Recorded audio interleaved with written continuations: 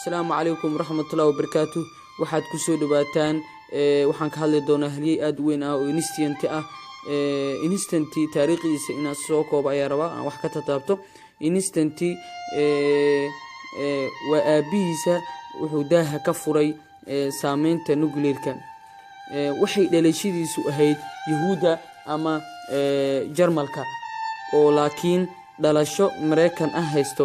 wuxuu dhashay 1839 wuxuuna dhintay 1955 ama sa u taqaani in 1955 markuu uu dhimanayay da'diisu waxay ahayd 76 jir.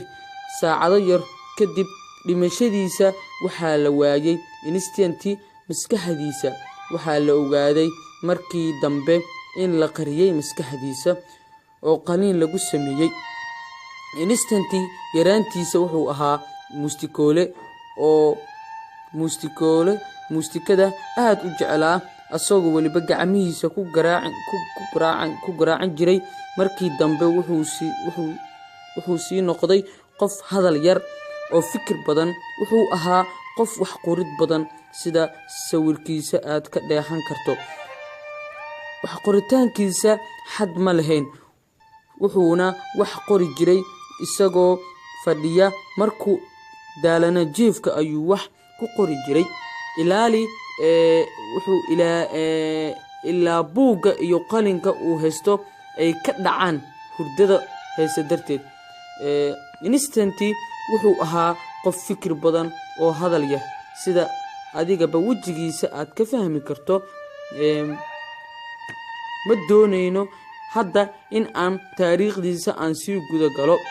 waxaa si faahfaahsan aad ugu hadli doonaa qeybahiga soo socda hadduu Ilaahay idmo.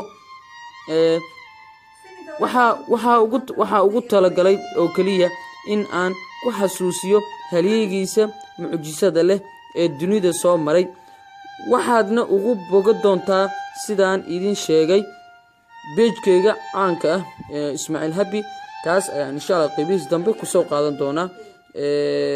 ka daawada asxaabta please subscribe hala saaro adinkoo mahadsan. insha Allah taariikhdiisa si guud gal doonaa. instanti wuxuu ahaa wanin haliyay ah oo taqaanidiin maskaxdiisii ayaa dhuntay.